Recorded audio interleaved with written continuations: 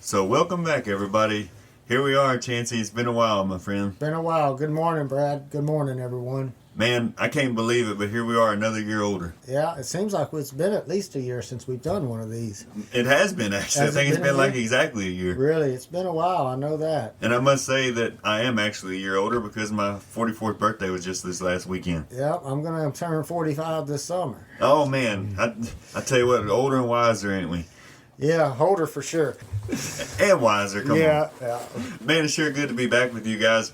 And a lot has changed since me and Chancey have seen you last. I mean, goodness gracious, we went through another heck of a drought here in Central Texas, and Texas overall, I guess you'd say. Yeah, and heck, man, my buddy's place in Bandera, they're still in a horrible drought. They're still in red. I mean, it's worse than in 2011. It just looks like the moon down there. It's awful. It's unreal how dry there's portions of that state is. It's just a little red now right there in northern Medina County and southern Bandera County. And they're still battling that.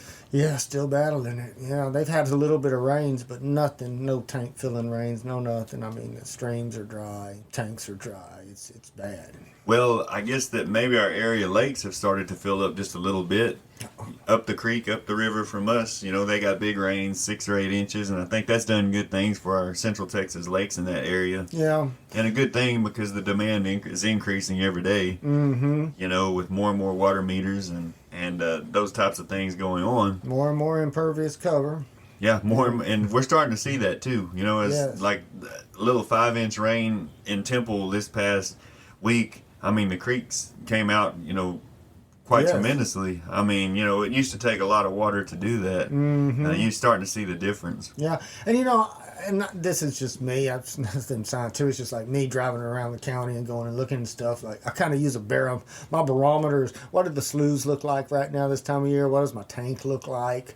And usually this time of year, I remember when we were kids, we were always seining sloughs, getting crawfish this time of year to go fishing. But, I was helping my father-in-law yesterday, and he's got all those sloughs down there in the bottom, and those sloughs aren't even halfway full, So we've had rains, and the pastures look good and everything, but, and I know a lot of people caught water in their tanks, but a lot of the other indicators, it's still lower than normal, in my opinion, like some of the sloughs in Sandy Creek bottom anyway. Yes, and I mean, the heat was another factor. Well, yeah, back to back, we had the 2 worst summers that I can never remember and the 2 worst winters we ever been in. This winter was pretty nice, but wasn't anything like those 2 bad ones they had back to back a couple of years ago. And boy, but then that brings us to this spring, and it's absolutely gorgeous. Mm-hmm. But I tell you drive around the county, especially in my neck of the woods of Post Oak, Savannah, throughout Post Oak, Savannah, I think those droughts and that winter storms, they really smoked eastern red cedars. I mean, I just know on my property alone, there's probably 70% of them are dead. Well, the cedar trees are dead. The eastern red cedars, not juniper, but and a lot of our other soft-wooded trees, like the hackberries, man, they took a beating too, man. I mean, they're falling down on fence lines everywhere. Yeah, they're notorious for that anyway, but they're just really bad now. Yeah, I mean, it's kind of weird. You could drive around out through the Blackland Prairie, out there through the farm fields and stuff, and you could tell where the fences used to be years ago. And the birds set and they, crapped out all the hackberry seeds and all the other fast-growing tree types and brush and stuff, and it just made natural little windbreaks and everything that's still there to this day. And if you look hard enough, there's some old barbed wire and rotten fence posts in there somewhere. Yeah. Well, back in the day when there was actually somewhat market for southern coon, and when we were in high school, we'd ride around. That's when everybody knew us, and it was us spotlighting out there, and it wasn't legal, but we'd spotlight off the county road or spotlight those fields, and all those old tree lines, were all hackberry tree lines, old fence lines, and we spotlighted lots of coons on those old fence lines, because they were all in the hackberry trees eating those hackberries in the wintertime. Yeah, that must be a great food source for a lot of things. Oh, yeah. Yeah, man, hackberries are excellent wildlife food. Deer love to browse it, it's birds love it, coons eat it, yeah, squirrels eat it. It's a great wildlife plant out there. I put up a tractor shed not even probably 8 years ago at my house, a metal building, 3-walled building for parking tractors under. And just in that short amount of time, I mean, there's already 10, 12 foot tall hackberries and elm trees growing in the drip line that we've got to find a way to take care of in some kind of way. Well, they are a great wildlife food, and you definitely want some, but at the same time, they're also one of those problem child plants for us that, we'll talk about in this episode as far as, habitat restoration, what it's supposed to look like, what we're doing now. They're just shade-tolerant plants. They're good wildlife, but that mechanism that was in place back in the day that we talked about, that made this country fire, proper grazing, drought, all those things. Well, you take any of those aspects out, then the plant community can change. And a lot of our blackland prairies, they used to be more of a prairie, are now choked with, hackberries and elms and stuff, shade-tolerant plants, and even shading out oak trees and stuff like that. So yeah, and speaking of those elm trees, Chancey just recently made a video that he put onto his company's Facebook page that he has recently activated. A good video about the two different types of elms, because I wasn't even aware that there was that many different species of elms around.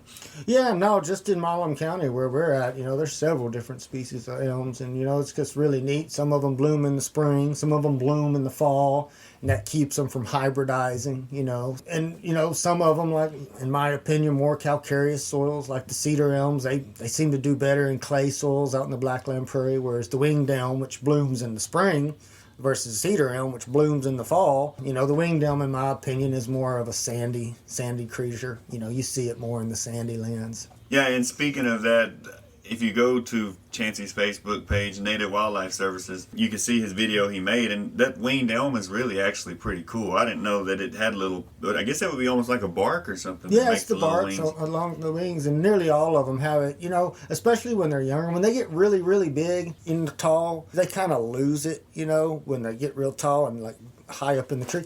Very similar like a mesquite tree. A big old bull mesquite tree doesn't have thorns on it, really. You can climb it. It's those smaller ones that have, so just as the tree gets older, they change a little bit. But most of them, you'll see, they have those wings on them. And the leaves are similar to a cedar elm, but they're a little bit different. And like I said, they bloom at different periods of the time, so they can't hybridize. And then the other main one we have, which grows along the creeks and stuff and in the bottoms, and even in people's yard, lots of them in yard trees in town, is the American elm, which is a big, beautiful, shade tree. It's a really nice tree. Well, and talking about those mesquite trees and having thorns only while they're young, I mean, what an adaptation, like to protect it long enough to get it grown big enough to survive without, of course, mesquite could just about survive pretty easily on its own without thorns, but they handle hay cutters well and come back pretty strong. So. Yeah, they're a tough tree. They got a heck of a root system. They do. Taproot. Like Chancey was just talking about, that's what we're going to discuss today, I guess, will be different habitats and the habitat restoration work that he's actually been working on some. Mm-hmm. And not only Chancey, but a lot of people in our area have seemed to shift focus more from livestock production and farming to wildlife habitats on their properties. Or recreation, maybe just they like hunting a whole lot more. They put, just recreation in general, It's, like you're saying, Bradley, a lot of people aren't buying land to make a living off of it by row cropping it or running cattle on it to, pay for the land and make a living on it. They're buying it, because they want land and for recreation. And it could be wildlife watching, hunting, fishing, restoration, whatever. The price of property has gotten so out of hand that you can't afford to pay for it farming or with cattle hardly anymore anyways, especially in this area here. And so, that being said, I guess the focus shifts from okay, well, I mean, if you've got the money to pay for it, you got the money to pay for it. So, you do with it what you would like. And that's not a bad thing that people are wanting to put it back into what it once was. No, absolutely. Yeah, because so much of what we discussed in other programs, like we talked about brush management, and we talked about, the tools that are available out that we use, from mulching to skid steers to, cut, spray, just all those different episodes we talked about. But I was thinking on this one, we could talk about the process. Let's take this, and then not only that, but mention some of the programs that the state has, which are really, really good programs, and they're focused for our area. Right here in Central Texas, there's programs focused for the Post Oak Savannah, programs focused for the Blackland Prairie, And the programs that they have now, that through Parks and Wildlife, they've really streamlined the process. The application's easy, and it's a great, great program. It's beneficial to the landowner. It's also beneficial to the wildlife, and we can go into more detail about those programs when we get there. Yeah, and it kind of, those programs are dependent, and rightfully so, as to like where you're located at in the county or in the state. Yeah. As different habitats are, in different areas. And that's one unique thing about where we're at here in Milam County. We have a transition from, two different types of habitats, I guess you would say. Yeah, two different ecoregions. Yeah. Yeah, from one side of the river to the other, really. Basically, yeah. I mean, you got, one side it's all blackland prairie, and then, I'm not going to say the Little River's the dividing line, but it follows it pretty well in places. I mean, you can just drive down Sugarloaf Road, I mean, when you cross that river, it changes instantly. Yes, and there's a little transition area. Yeah, sure. But it's a pretty fine line there. It really is. It really is. And so, depending on which side that you're on, decides what kind of a restoration or what kind of help you could get with actually doing the restoration. Yes. So we'll just go right into it. So basically, if you're in the Post Oak Savannah area, let's start with the PUB project. The PUB project is a project through Texas Parks and Wildlife, and it stands for Pastures for Upland Birds. And they have primary focus areas that they're really, really wanting. But as y'all know, and we've talked about it before, that I don't know, I forget the exact percentage now, but it's like 99.9% or maybe just 99% of the original blackland prairie is non-existent. It's either been farmed out, grazed out, and now it's being put into concrete, or solar panels or other things. So much, when that got taken out, so much of what we lost was grassland songbirds. And then also, just upland game birds, like when I'm talking about like turkey and quail, animals that depend on native grasses to survive and reproduce, to nest in, so they can have brooding cover, so their poults can be able to eat insects. So we've lost a lot of that in the county, and if we haven't put it into one of those other things, then we put it into improved pastures generally. Improved pastures being most of the time exotic warm season grasses such as Bermuda grass, all varieties of hybrid Bermuda, Bahia grass, or now we've got nauseous, terrible exotic warm season grasses like Old World blue stems. So we're dealing with a lot of that. So the PUB project in specific, it focuses on those areas within the blackland prairie that were either improved pasture grasses or old cropland or old crop fields, and a landowner that wants to put it into native grass, native habitat. So we're talking about, I've planted the seed from them, and Parks and Wildlife, they pays this cost share program. I think the rules are the landowner has to have at least 30 acres for the project, but if they get approved and they streamline the application process so it's very easy and they have money available, then they will pay. So say it's Johnson grass, or say that it's Bermuda grass. They will pay 100% cost for the chemicals for the application, and they'll spray it several times in a year. That's no light dose of chemicals. No. Generally, what we're spraying it with glyphosate, either 41% or 54%. At 54%, they're spraying it, probably 3 quarts per acre, 20-gallon acre mix. 41%, that first spray, they're hitting it with like a gallon per acre, and they may even hit it more than once. And they pay for 100% of the cost of chemical. All the landowner has to come up with is the labor to do it. He can spray it himself or hire somebody else to spray it.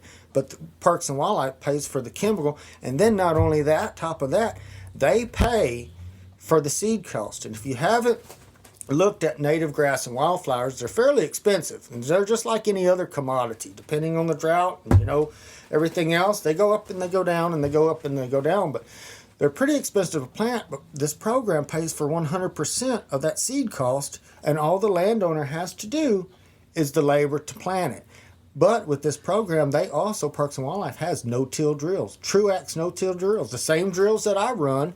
They have it, and they'll even loan it out to the landowner to use, and he can plant it himself. And like I said, when I plant these mixes, I look at it. Those guys at Parks and Wildlife, I'm just say one of them's their name, Tim Sigmund. He's kind of ramrods that project, and He puts together incredible mixes, very diverse, lots of wildflowers and lots of good native grasses that are eco-type specific to these areas. And it's a very successful program, and it's one that I push really hard just because it's a win-win for the state, for the animals, for the species, and the landowner. I mean, in my experience in the Blackland Prairie, coastal Bermuda grass, in my opinion, was not exactly designed for that type of soil type. I mean, to me, it just doesn't, like, you got to baby it a whole lot. Yeah, and even in the sand, it requires lots of TLC. It does. But compared to what you're planting with the native grasses and the root systems that they have and stuff. Sure. But on the same token, like you said, it takes a lot of chemical to get rid of Bermuda grass.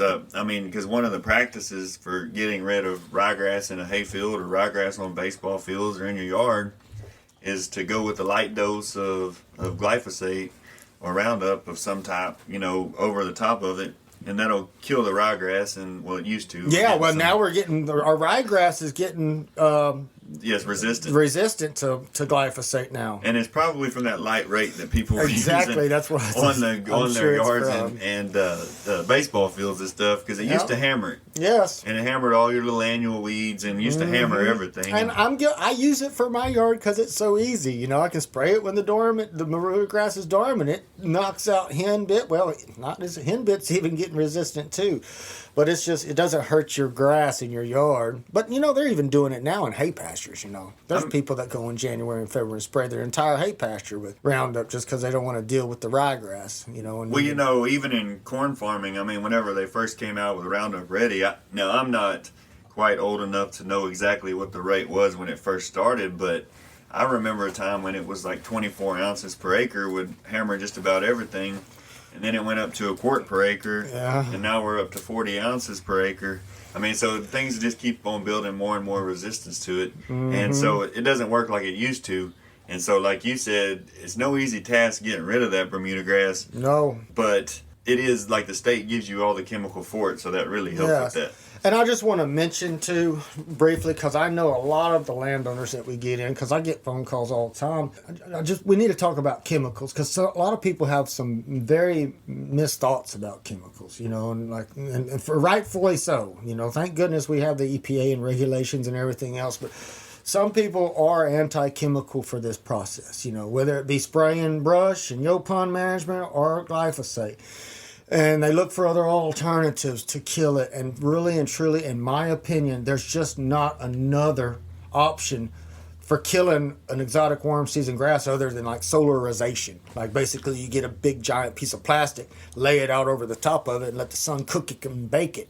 That'll get rid of it. But on a pasture scale, when you're talking wildlife restoration scale, on a 30-acre scale, it's not realistic. And chemical is the only method that we have to get rid of that Bermuda grass and those exotic ones, because they're tough. Well, one thing you are not going to do is plow Bermuda grass. No, out. It won't. Loves to be plowed. You're not going to plow it out. One of the best methods you could have for a coastal hayfield is to plow it in the spring. Plow it in the spring, and it loves to drag those roots around. Yes. And, before Roundup Ready, I remember we had spots of Bermuda grass in cornfields, and you take your plow and run it through there, and it would drag those roots all over the field, and it spread Bermuda grass like crazy. Yep. And of course, now over the years of using chemicals and stuff, it has gotten rid of it. But it's amazing though, like how tough that stuff actually is. Yes, and like I said, I'm not a giant advocate of eating plants that have been sprayed with Roundup, but I am an advocate for using glyphosate, mainly because it's wildlife friendly, it's water friendly, it doesn't move in the soil, it doesn't have a residual. Basically, it's a contact killer.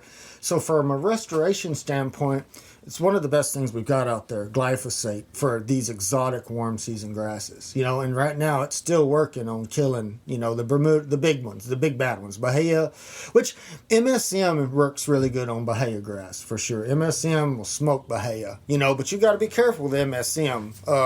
It's not a restricted use herbicide, but it also smoke oak trees too. That's metsulfuron chance he's talking about. Yeah. MSM. It's great weed killer, and it definitely serves its purpose. I use it, but number one, don't spray anything under your drip lines of your oak trees. Even Roundup. I don't even like spraying glyphosate under drip lines around trees. But MSM, especially if you're going to be using this in your yard, do not put it under the drip line of any tree. Trees hate MSM, huh? Yes. See, I did not even know that. Mm-hmm.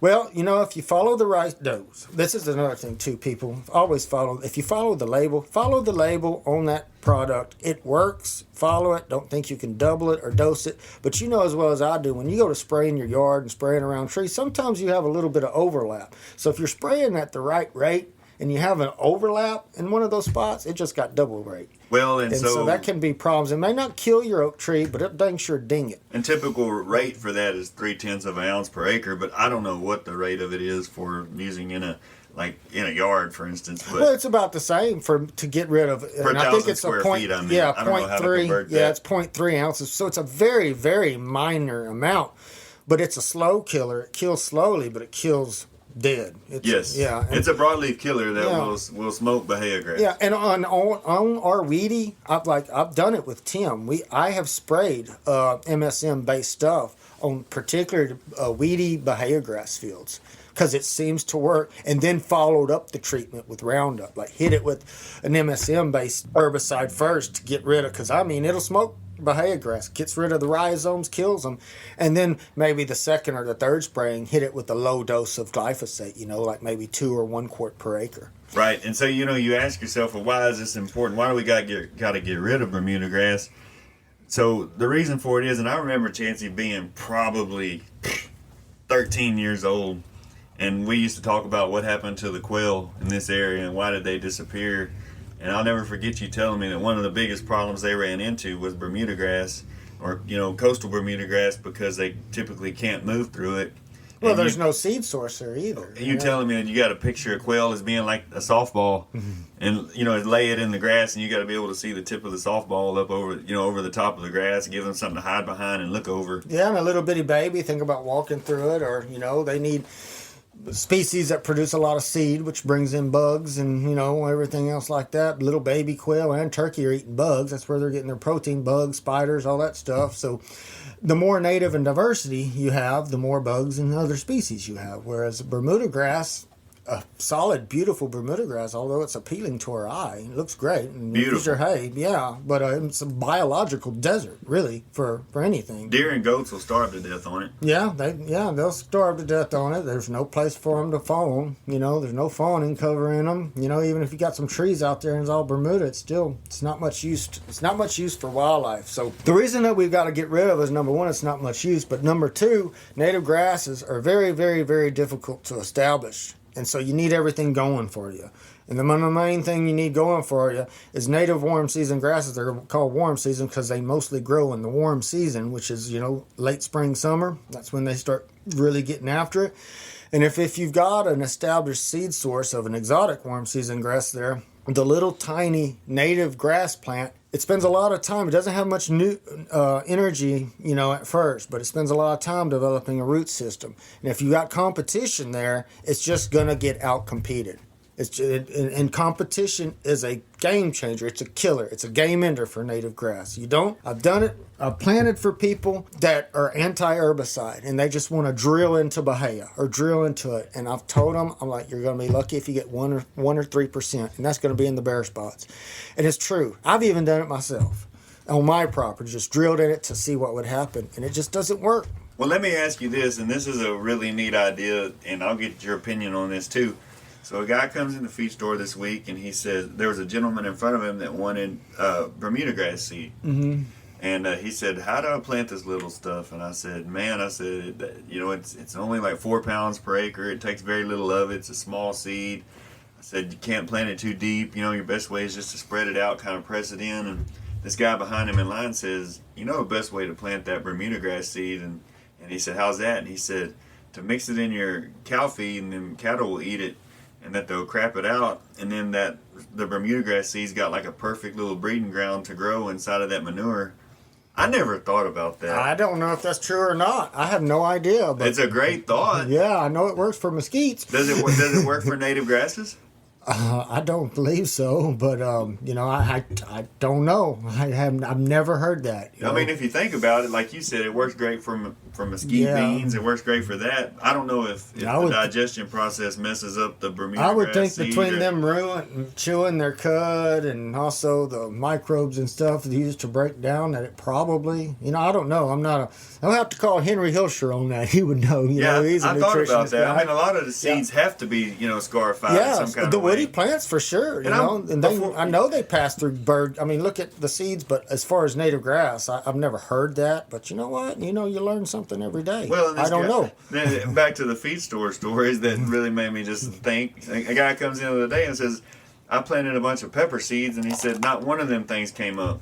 And I was like, that's something. And so I got to researching it, and apparently they have to go through a freeze. Like, you have to put those seeds in a freezer before you plant them for them to germinate. Yeah. Didn't know that either. Yeah, a lot of plants have to be scarified, So I don't know if, like I said, seeds. if that actually helps, the germination of some of those native grasses or that type, because they're bound to be designed to be eaten by wildlife and by animals. Yeah. So therefore, you would think it would be beneficial. I think a lot of their motive was of getting planted was, number one, some of the native grasses have long arms and everything, so they stick to animals' fur and stuff like that as far as dispersal. And then also, they don't need to be planted deep at all, no more than a quarter or a half inch, unless you're like gamma grass, it can be planted up to an inch. But I think just hoof action from proper grazing during the fall when they're setting seed, help plant a whole lot of them. I really do. I know if you shred in the fall high, you can really, a blue stem specifically, when it's blooming, it's got, not blooming, but when it's got seed on it, you can help spread it. And it makes the shredded good, and it disperses the seed, because that's what I've done on some of the places that I had planted native grass, and it didn't get a good established, like maybe 50% of it came up. But I've just maintained it by shredding it in the, during that time, and it has really, really spread since. Well, and a lot of times that seed gets on top of your shredder, and that shredder carries it. Sure. It spreads it around too. Sure. But as far as animals eating it and planting it, I don't know. I've never seen it, never heard that, but, like I said, learn something every day. Yeah, and so that's the reason that we'd like to get rid of the Bermuda grass. Yeah, competition is the main problem for native grass. So the way that works, after you've got all that stuff killed, you generally take a no-till drill through the pub project, and you drill the native grass into the thatch that's left over with no competition, and then you cross your fingers and you want a normal year. Generally, that planting's done in the winter through early spring. And I'm not sure, Chancey, did we say what pub project stands for? Pastures for Upland Birds. So it's designed and it's focused for the Blackland Prairie and kind of the post oak savanna. But I think, the Blackland Prairie of our region is high priority. Very high priority, because we just don't have much of it. And as we talked, we don't have much quail left anymore. We don't have much turkey left anymore. Well, so many people out in our area out there try those, what do they call those little surrogate things for the quail? I forget what they're called. Yeah, surrogate, something like that. Yeah, and so, they set that up, and every once in a while, I know where one is, and as the crow flies from my house, it's probably like 5 miles. Mm-hmm. And once every 2 or 3 years, we'll get a quail that'll make it out that far, but then they'll disappear too. Yeah, the habitat's not congruent and are contiguous enough. You've got, like, there's still isolated pockets of quail in the Blackland Prairie. I know there was 10 years ago, and I would say maybe even a somewhat breeding population. But they're isolated. Yeah, so if something happens to them, like some little catastrophe that's localized, say your nest fills all of a sudden and there's no population or young for that year, those little isolated pockets are very, very vulnerable. And so what the pub project is trying to do is put in more habitat. And the more habitat, you can get corridors, and the animals don't have to move as far from block to block or place to place, because if you think about in the Blackland Prairie, the only time you look at it in the wintertime, it's all plowed bare dirt, and then I guess if a quail wanted to move, because I think he can't cross bare ground, a hawk could get him in a second. If he really wanted to move from one area around Buckholtz, 5 miles down the road to another area, he'd basically have to do it in the summertime when all the corn's up, and a lot of them probably try that, but still, if you had blocks of habitat a lot closer, it'd just be better ability to survive and reproduce. And not only that, can your babies survive and reproduce? So that's what that program's all about, increasing habitat. Okay, and so there's lots of different ways out there of getting rid of all this, like Bermuda grass and all that type of stuff. Chancey actually will do that for you. Mm-hmm. I mean, he takes care of a lot of projects like that for, he's well known with the state and knows their program well, and has all the equipment for getting rid of a lot of that stuff.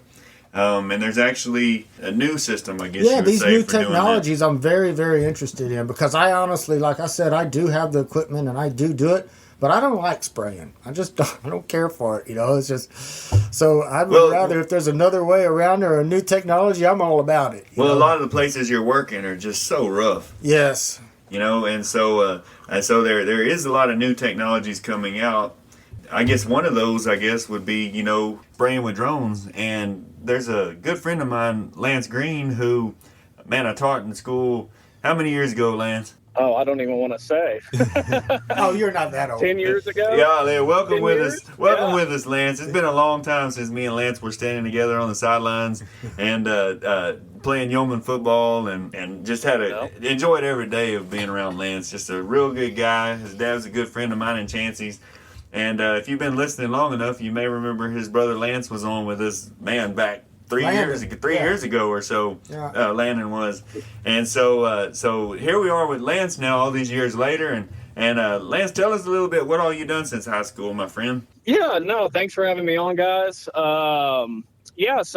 out of high school, went to college, went to Sam, had to get a degree. Unfortunately, I'm glad that's over with, but ended up getting out. I actually got in touch with somebody who got me a job in the Valley.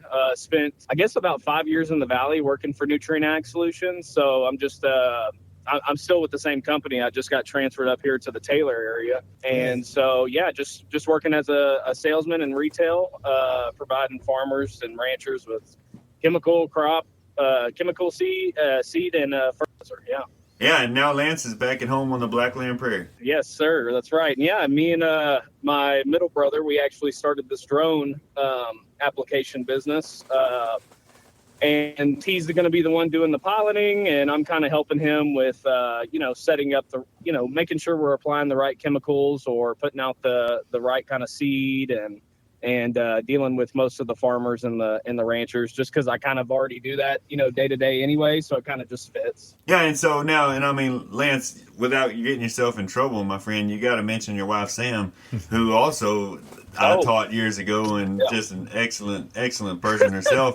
And she is now in vet school too, right? Yes, sir. Yeah, she's actually about to finish up her last year of schooling, and she will then be starting her rotations, her clinical rotations. So she was part of the first class at the Texas Tech Vet School. Awesome. She was the inaugural class. They've kind of been the guinea pigs to see how this program goes. But man, she's had nothing but good things to say. I mean, it's very rural driven. Like, they want Texas, and they kind of partner with New Mexico too. They want Texas and New Mexico kids to come in, and they want these kids to come back to Texas and New Mexico and work in rural, veterinary medicine. So a lot of large animal production that they focus on, obviously being up in the Panhandle, a lot of feedlots and big ranches up there. So yeah, no, she'll be hopefully, I guess, about a year, little over a year. She'll be finished up, and yeah, her goal, obviously, come back here, and I think there's a need for a vet around this area as well. So maybe one day she'll have her own clinic. Who knows? There's a huge need, and like I said, we couldn't go without mentioning her. And now, if we need an expert on just about everything, we could just call Lance's house, because man, we got a veterinarian and a chemical expert and a drone flying expert. Good Lord! And this drone technology is something I know very little about, Lance, and and I don't know, Brad probably knows more than I do. But man, if you can just expound on it, like, tell us about it, how it works, and your capabilities and how you do it, and just the process, how it works. Yeah. So it is a pretty new technology, so it's like evolving. I mean, since we bought the one that we have back in January, these drones, the DJI, the company that we are flying with, They are a Chinese-based company, obviously, and they have to release them first over there, and then the U.S. has to approve them to be flown in the States. But they've already come out with 2 new editions of this, like bigger and better, since the T40 that we have, that we purchased. There's now a T50 and a T60. So with our drone in specific, though, we can carry 10 gallons of liquid at a time, or if we're doing dry, we can also do dry applications, dry fertilizer. Something that we've been looking into is maybe doing some AfriGuard applications on corn, in certain areas where maybe a plane can't get to. It can carry 110, 120 pounds of dry product at a time if you're slinging out dry fertilizer or, whatever. Seed, we can also, do seed applications with that. And so, so it works kind of the same way your tractors do as far as the mapping goes. You can map these fields. It's all done through GPS. We are able to handle it manually, but that's really only in specific situations where maybe you're going down a tight lane that it's not wanting to do automatically. You've got obstacles around you. Trees are a big one when we've been doing pasture work. Trees are a major concern that we have to go around manually most of the time because the drone just kind of does not like it whenever it tries to. It'll try and do it automatically. It'll try and avoid them automatically. And we've had a couple little scares where we're like, yeah, that definitely was about to go straight into that tree. So it's got like an object avoidance mechanism, yes. But if you're going too fast or something, maybe a lag time with it.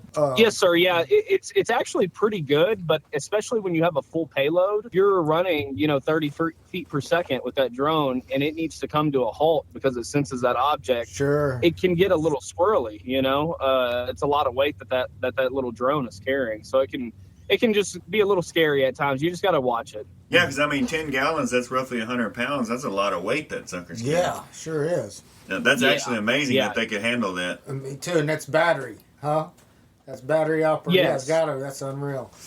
And so, what kind of rates? Sir, yeah. What kind of rates, Lance, will that thing spray? Like how many gallons per acre? You can make it do whatever you want to, but to do it efficiently, we've been running 2 and 3 gallon per acre rates. So it's going to be similar to your airplane application, but we've been kind of toying with it. We've been doing a little bit of 2, a little bit of 3.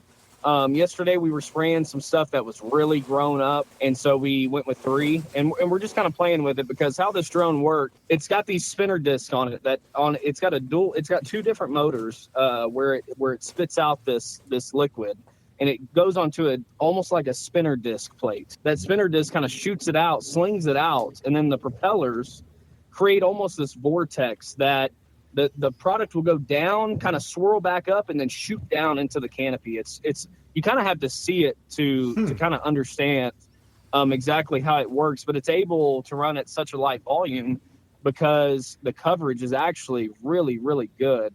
If you have your parameters set up right, it's kind of like you have to have the right speed, you have to have the right height, you have to have the right droplet size to make it all kind of work together. So there's a lot of learning that we still have to do and trying to look out to people who have been doing it for the last few years and learn from them, to make sure that we're keeping our spray patterns, good. Yeah, so you're literally spraying like literally straight chemical, like there's very little water with it. It just depends. I mean, like for what we were, with Duracor, you've got 16 to 20 ounce rate that you're spraying out.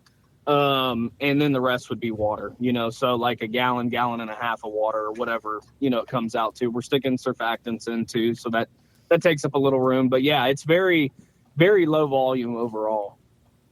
And so I've seen that you, like a lot of mesquite work that you've been able to get here lately, and it's getting to be that time of the year too to start hammering those things, isn't it? Yes, yeah. So we just have to wait a little longer for the soil temp to kind of increase because you want it to be 75 degrees at a 12-inch depth. So we're just waiting on that, and then it'll be pretty much go time as long as you don't want to spray right after a rain whenever it's putting on new growth. There's a couple little odds and ends that you got to kind of watch for, but pretty much when that soil temp gets right, we'll be doing some mesquite application as well. Yeah. Yeah, and you don't have to worry about a flat tire or anything, do you? No. No, you don't. And when those mesquite get real big, you can't get in there with something on the ground. And And unfortunately, a lot of times, it has to be a certain size for an airplane to justify it. Sure, yeah. So small areas are kind of out, but this is perfect for like small landowners that's got a mesquite problem. Exactly. Yes, sir. Yeah, What's that's the the rate? goal. At least we'll see. Yeah, that's great. No, awesome stuff. What's the rate on spraying those mesquites? Like, is it different for big mature mesquites versus the small ones, or do you spray the same amount every time? I guess with the foliar spray, just right on top of the leaf. Yeah, no. So if you're going just a straight broadcast across the field, and not trying to do like individual spot treatment, which we haven't really toyed around with. I think that's where that mapping comes into play. You can map the field and then choose to go in and tell it to spot spray on certain areas. But we haven't dove into that yet. I'm not sure exactly how that would work. But as far as a broadcast application, same rate. A lot of guys are going 2 gallons per acre. We actually sprayed 55 acres last August. I actually hired a drone. That's kind of what got me into it. I hired a drone guy from Waxahachie. That was the closest one I could find who would do it. And he came down and sprayed a big mesquite, 15, 20 foot tall mesquites that were, shredded. You could tell they had been shredded back in the day. I mean, they just hard to kill, really tough to kill. Yes, very hard to kill. And he came out and did 2 gallons per acre. Got great coverage. I mean, when the drone is spraying, you're kind of sitting there and you're like, man, is this going to work? Like it. I mean, that day I was really questioning it. And what do you know? 2-3 weeks later, I mean, the foliage was completely dead. He didn't miss a single tree where he actually sprayed. I mean, it's kind of amazing. You gotta watch it and then come back a couple weeks later to actually make sure that it worked. But it never fails. It's worked every time. And that's called, that chemical Lance mostly spraying on, that's called Invora, right? Yeah. That's the new one that has really looked promising on mesquite, and then something that it might even be better on compared to the traditional chemicals that we use is Weesatch. It seems to be way ahead on Weesatch as well, which is more a South Texas problem, but yeah, it looks to be, and it's a great broadleaf herbicide as well. Like a lot of people don't realize that not only is it great on mesquite and Weesatch, but it is an excellent broadleaf herbicide too. Yeah, what does it cost per acre on that chemical roughly? Do you know? So you're probably, it depends on what rate you want to run. A lot of guys are running 24 ounces. I believe that's going to run you about $30. I mean, it's not a cheap application by any means. I think it's somewhere between $30 and $35 for the chemical. Probably like twice as much as what your Duracore or something like that is. Yeah, it's going to be more expensive. The residual that you're going to get with the Invora though is going to be vastly better. I can't really prove it, but where we sprayed those mesquites with that Invora, the ground under those mesquites this spring is cleaner than where we did not spray the mesquites at. So I feel like there's something to that chemical having really some good residual just from that, and hearing guys spraying it on their pasture too, because some guys are trying it out on their pasture ground too. Oh, well, that's good to know, especially if we got little scattered mesquites here and there. Sure. Yeah. Have you seen it? Yeah. Have you seen how that stuff works, Lance, on something like the mesquites that have been cut off time and time again in a hayfield or something like that? I have not. I've been curious about that. Could a hay guy go out and he's got the, once he does a cutting and or before, the spring cuttings, could he go out and just kind of apply Invora as a broadcast and take care of those little pesky mesquites that he has to cut over every year? I don't know if there's enough foliage there to translocate down into the roots effectively. I'm not really sure. Yeah, I was wondering if you've seen that yet. I know it's pretty new and it's probably something that you have not seen yet, but that's what I was curious about, is if you've seen that yet by chance. Because those suckers, those little mesquites in those hayfields, they've got quite a root system. They do, and they don't look like much, but I'm sure if you had somebody go in there and grub them, pull them up, and pull that root out, it would be pretty impressive, I imagine. It is indeed, and like Chancey said, this is a beneficial practice, especially for these habitat restoration things that's going on. Because a lot of that ground is pretty rough. Yeah. I mean, or it's in isolated areas that are hard to get to across the creek, or there's no, it's just access is sometimes an issue for these areas. And that drone, heck, don't need a bridge to fly. That's right. Yeah, no, that's true. I definitely, I hadn't really thought much about that one. I think it would be a great fit, though, like you're saying, for certain situations like that. Hard to reach areas could definitely work because most of the time an airplane's not going to catch those little spots. No, they're just problem not. areas. Yes, sir. Okay. Yeah, for sure. Yeah, we don't want to take too much business away from our good buddy Michael Ranspot, but Yeah, no, definitely not. We would never go and try and spray 1,000 acres, out in the middle of nowhere and try and compete with an airplane. We know our place. yeah, no, and I'm gonna get Lance to come out and spray some mesquites for us as soon as it, like Lance said, when it warms up a little bit and it gets to be that time. I think it's a niche market for sure. That is a neat technology, Lance. Absolutely. Yeah, and so Lance, Yeah. give us some contact information, my friend. Okay, yeah, sure. If you want to reach out, we're on Facebook, Greene Custom Application. You can reach me, 254-482-5665. If you have any questions or want to just chat, just give me a holler. Okay, my friend. Well, Lance, it sure was good talking to you and catching up with you again, old buddy. Yeah. Yeah, no, thank you both for having me on. I love talking about this stuff, so anytime. You got it, my friend, and from now on, you will be our chemical expert. Okay, all right, man. Thanks, Brad. We appreciate We'll you, talk to y'all bud. later. Yeah. That way, Yes, if you sir. get bad information, it's your fault, not ours. Yeah, okay, thanks. All right, just bud. what I needed. Good seeing you, Lance. Yes, sir. Talk to y'all later. All right. So that was our old buddy Lance there, and so good information there. And like I said, that's a heck of a good way of doing that. Getting back to it, Chancey, there's lots of ways of doing that. We talked to Colton a while back about the mulching and that way of getting rid of some of that underbrush and that type of stuff. And you've worked on top of some of the stuff that Yeah, he's I've done. followed behind Colton, and he does excellent work with mulching. All these tools and these toolkits, y'all, that we mentioned, they have their place, and some of them work in conjunction. But we were talking about these pub projects, and and now we just mentioned the spraying, and we just mentioned Colton as well, and I just want to follow up by that because Parks and Wildlife also has a program and that's specific for the Post Oak Savannah area. So if you're familiar with the Post So we Oak, got the pub and the Blackland. we got the pub in the Blackland, and the guys that kind of ramrod this one is the state herpetologist. His name is Paul Crump, excellent guy, excellent biologist, and also Tim Sigmund that runs the pub. He helps a lot, and they're doing lots and lots of landowner workshops in our area right now in Milam County, Burleson County, Robertson County, targeting these Post Oak Savannah smaller type acreages, or are larger. They're just looking for landowners that would be interested in this project, and it's mirrored off the pub project. I don't know if they've named it yet, but basically what they're doing is they're looking for areas that would be potential Houston toad habitat. Houston toad, if you don't know it, that's an endemic species to Texas. It's an endangered species, and they occur in Milam County. They occur in Robertson County historically, and there was, but through land use, like we talked about, it's not just the Blackland Prairie. It's also the Post Oak Savannah.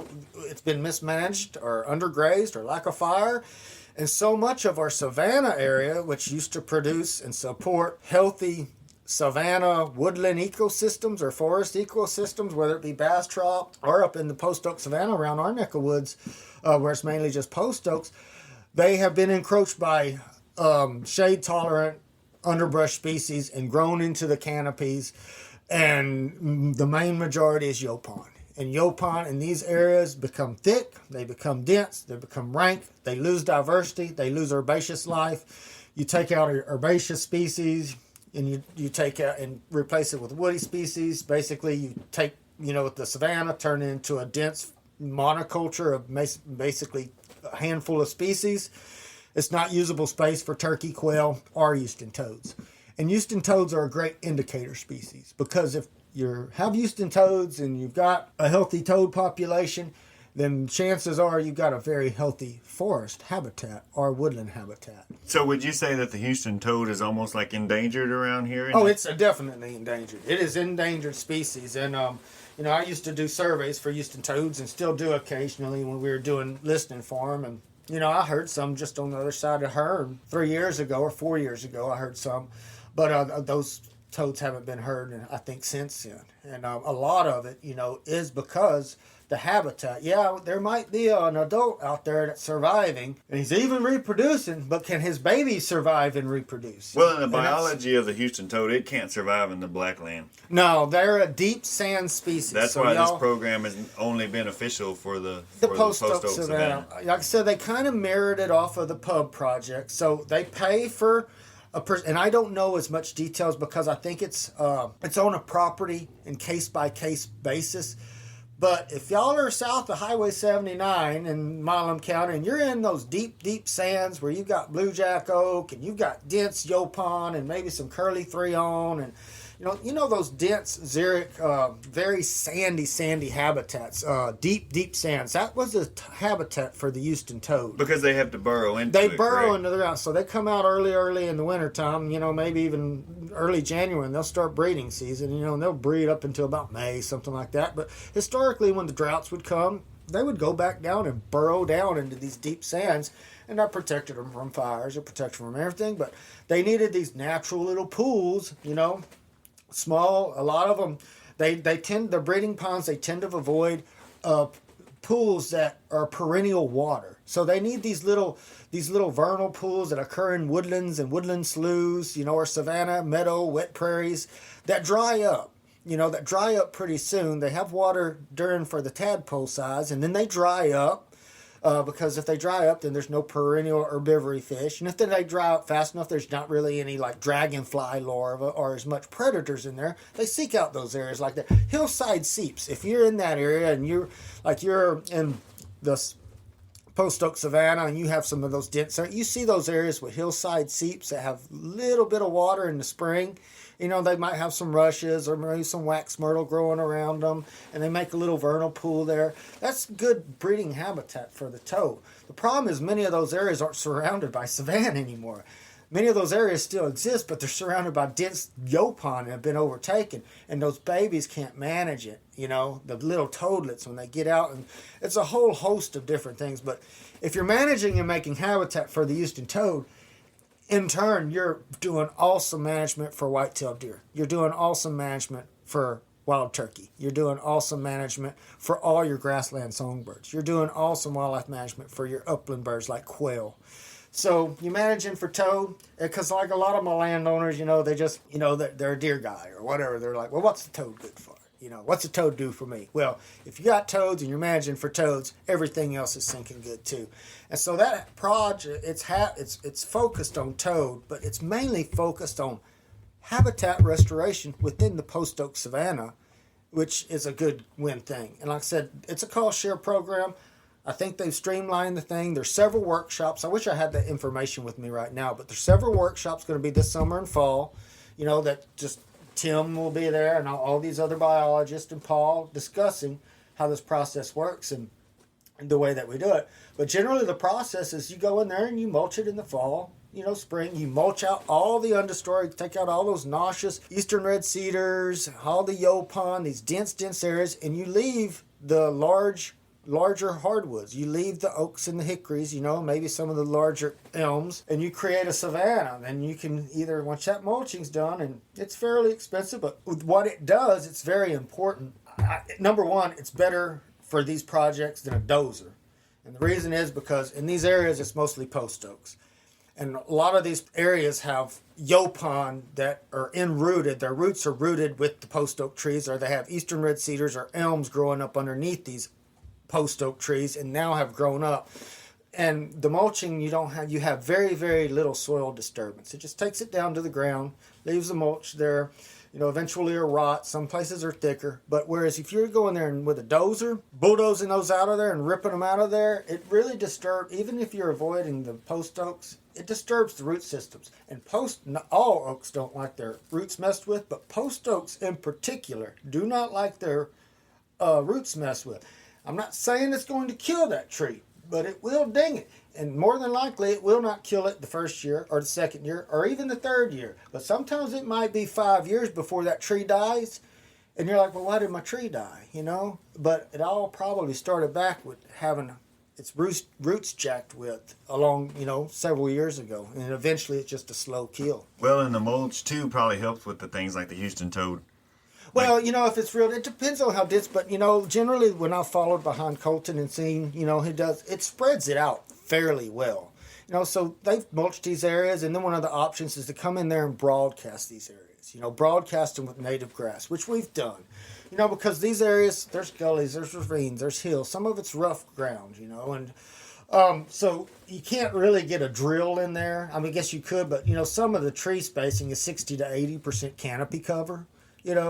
So it's hard to get a tractor and a drill in there. So broadcasting is kind of, one of your only options, which is a little bit cheaper and it goes quicker. But you don't have to do that, because when you open these areas up through that mulching process, you have a native seed bank there. And you would be very surprised what will come up that's been sitting in there in the ground just from exposing it to the ground and taking out the shade and letting the temperature rise up a little bit so some of those seeds can germinate. Well, you get a lot of new oaks and those types of things you too. get a lot of new oaks too, but one of the things with this mulching that is mandatory is critical, because if you go in there and you do some work on these areas in the post oak savanna and you don't do a follower treatment with herbicide, then you've created a monster. You've created more of a problem, because in general, what I've noticed, and I'm not saying when they've mulched an area and kind of like what I say, rough mulched it, Colton and them, they can make it look like a park, make it look awesome, but it takes a little bit more time. So depending on the amount of area, there's a cost ratio thing. Okay, do I want it mulched all done, and it not look exactly like a park because it's 100 acres, and then save me a little bit of money up front? So it's one of those things. Or have a few sticks on the ground. Yeah, have a few sticks on the ground. Generally, with those areas, there's going to be, yopons are going to root sprout, and when they do, they have multiple root sprouts. And you better get them within that first growing season, because after that, generally they get too tall that you can't really get a sprayer in there, or they're too tall to even use a sprayer, because you've got to be dealing with the tree canopy and vines and everything else too. You need to get in there that first growing season and hit them with the herbicide treatment. And what we've been historically, it was all IPT, which is individual plant treatment. You go out there with a 10% Remedy triclopyr 4 mix and a diesel mix, 90% with backpack sprayers, or an ATV, and you stem spray the trunks at about 3 ounces per acre. 3 ounces per stem, which, y'all, is extremely time consuming. It's very difficult, challenging work if you're on a backpack on foot going across there. And not only that, some of these areas have greater than 300 stems per acre. And some of them that takes a lot of water. Some of them are 1,000 plus stems per acre. Some of them I've seen are even 2,000 stems per acre. And trust me, as a guy that's had the backpack sprayer on his back, you don't want to IPT more than about an acre of that. So the funny thing is, my dad calls me yesterday and he said, "Hey, there's a garage sale next to one of these pastures we lease." He said, "Lady's got a backpack sprayer on there for sale that's brand new. Do you want it?" And I said, "Heck no." Yeah. Man, this stuff spills all over the top of you, and it's pretty tough to hook on once you get that thing full. Yeah, and you got, if they're carrying 4 gallons, you've got 4 gallons of diesel in your back, so you're carrying around 40 pounds, Right. Yeah. So. And so now this broadcast spraying treatment that you have, what is the race? What are you mixing? And so this is another thing where I like the broadcast treatment area, because number one, if you're spraying that diesel, you're going to have some residual, and so if you do have native grasses coming back, anywhere that diesel's going to hit, it's going to kill them. It's going to hit it. Whereas the broadcast method, and you're not running 10%, you're only running a 2.8% mix. That's all you're running. 2.8% triclopyr 4, Remedy 4, and 2.8% MSO. And MSO is a surfactant, an oil base. It's called methylated seal oil, and it's a very good surfactant. And in my opinion, it is a game changer. It is a game changer because it also, it's oily. You put it out with a tip that puts a big drop on it. So you want the yopon about 16 to 20 inches tall. That's bushy. So it's got a lot of surface area and the amount of numbers of leaves. That way you can get the chemical in there. It's slow killer. Like those yopines might stay green for 2 to 3 weeks, but they'll eventually get less and less and less. But that oil in there, I think it helps get the chemical down into the root system. And so far, everything we've done, we've had really, really good success on it, and probably got an 80% kill, which is fathomable. And most of where we didn't get kills, it's just area with the broadcast. You're driving through trees and you're driving through brush piles and you're driving through downfall. So when you go by a tree, you might have shadow area where if there's a bush behind it on the other side that didn't get it, or either, just human error navigating through some of these difficult to reach areas. But that mixture is being very effective, and I even used it on my place this year, and I've used it on some of the landowners that seem to be very happy with it. And I've asked them this spring, I was like, okay, that stuff that we did last summer, I was like, I know it's top killed, but none of it. I have 0 root sprouts coming up back right now, and they're like, same thing. Everywhere that's been top killed, I see no root sprouts coming up. That method seems to be very, very beneficial. It's a lot more cost effective than IPT on a large scale. And that's the rate that we're using, 2.8% Remedy 4, Triclopyr 4, and 2.8% up. And we broadcast it on ATV, and it's best to have a boomless sprayer, one that shoots out. That you won't hit on trees. That's got minimum number tips, because I'm telling you, you're driving through rough places. Things are trying to poke you in the eyes. They're trying to poke you in the throat. You're trying to navigate. You're trying to stay on course. You don't want to miss a spot. You're constantly looking behind you. You're looking in front of you. So lots of things going on in there that you're watching out for. Every 100 yards or so, you got to stop and pull a stick out from underneath your machine that's caught underneath it. So And that's where Lance's drone comes in handy. yeah, but see, that's what I was wondering about him, trees. He said that he's having problems with trees. I'm sure that's just a technology they'll get worked with. But I'm interested in if those drones, and I should have asked him this, can those drones fly under a canopy, a tree of, say, like a spacing of, because those areas probably have between 200 and 400 trees per acre is what we're... Big trees. Yeah, big trees. 8 to 10 inch trees and larger. So that's what we're leaving. Something that's going to give us about a canopy cover of about 60 to 80%, so it gets enough sunlight in the ground to grow a savanna. But, but there are also vines that, because when those mulchers go through there, they mulch it off of the ground, but if there's a vine hanging down, those vines are hanging. So, I'm just wondering how it can navigate those, because I tell you, it's if it can do that, it'll be a great technology for us to use as another tool in our toolbox. Yeah. Yes, and so what's the next step once you get rid of all this underbrush? What is the next step that the state of Texas says that you do for your Houston toad? Well, once you do the broadcast method or the IPT, whichever one, the goal is to get a savanna back into it. And then the next step right there is it may take 2 to 3 years, before you can get enough fuel there to carry a prescribed fire. And that's the goal, because the way that the system was created, the way that it works, is fire would come through periodically in this area and take out all that yaupon. It would top kill it and take it out, and grasses would flow, and it didn't harm the larger trees. Fire. Because doesn't a lot of oaks take a fire in order to scarify the seed? Yeah, well, a lot of them just need sunlight. They need sunlight to do well, and so you get these really thick areas. There's just not any regeneration. There's 0 regeneration. So you open up, make it a savanna. Your acorn crops are going to be better. You're going to see more wildlife. You're going to have usable space. Right now, those thick yaupon areas, they're basically usable for hogs. That's about right. And, and they like those dense areas and stuff. But deer, nothing really uses those thick. And not only that, a lot of this Houston toad stuff started in 2011 when we had the bass trout fire. Bass trout fire, because that forest had been mismanaged for so long. They had a fuel source there that when there was a fire in a drought, you had a canopy fire and it burned the whole forest down. Well, don't you think that our yaupon in these thick areas around Galls and some of these Robertson County and East Milam County, when it gets summertime, you just look at that yaupon. That yaupon will get crispy and brittle, and right there, and some of that yaupon's 12, 15 feet tall up in the canopy of these trees. And it hadn't happened yet that I know of on a large scale. Thank God for it. The clock is ticking. One of these days, it's very liable. We get in a bad drought, and what we consider these post oak woodlands that have been thicketized with this yaupon undergrowth are going to go up. And when it does, we're going to have a canopy fire too. It's going to burn the whole forest down. Great fuel. Yeah, great fuel. And if you don't know, live yaupon will burn, especially during a drought. It'll burn just like a cedar tree will in a drought.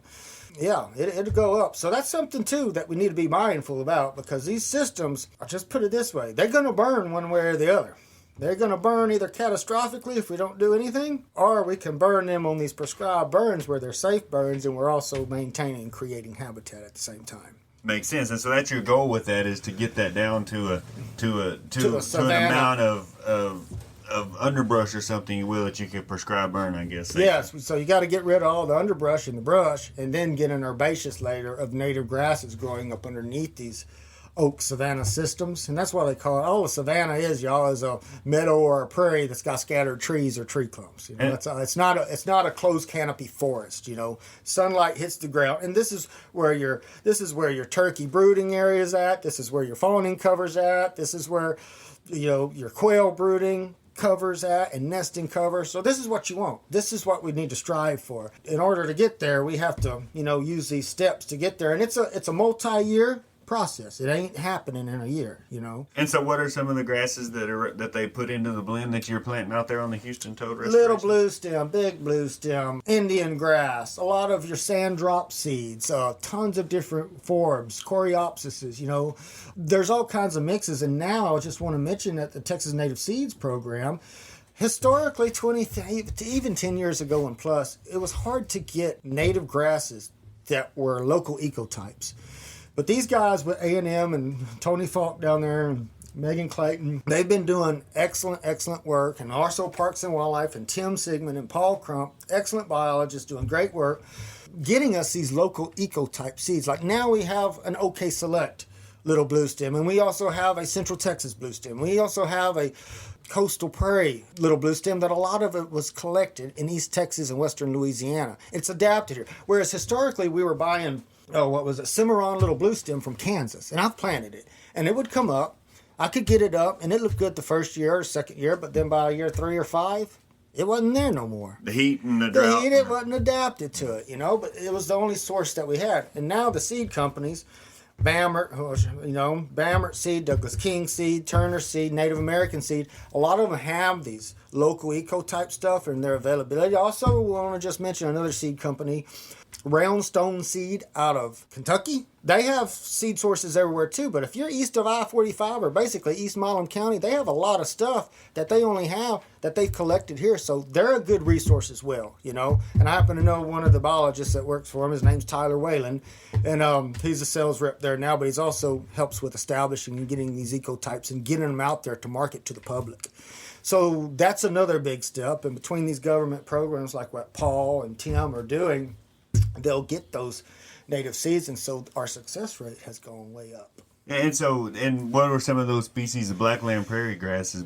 A lot of the same, but you know, they're planting the more Central Texas blackland prairie versus the sandier one. You know, kind of like we have different bluebonnets. You know, you have the sandyland bluebonnet, you have the blackland prairie bluebonnet, but you know, you're planting like OK Select little blue stem, or you're planting more blackland specific calcareous soil species and ecotypes that are collected from those areas. Not saying that a sandy one won't grow and do well, but these local ecotypes are really seeing, you know, to have big changes.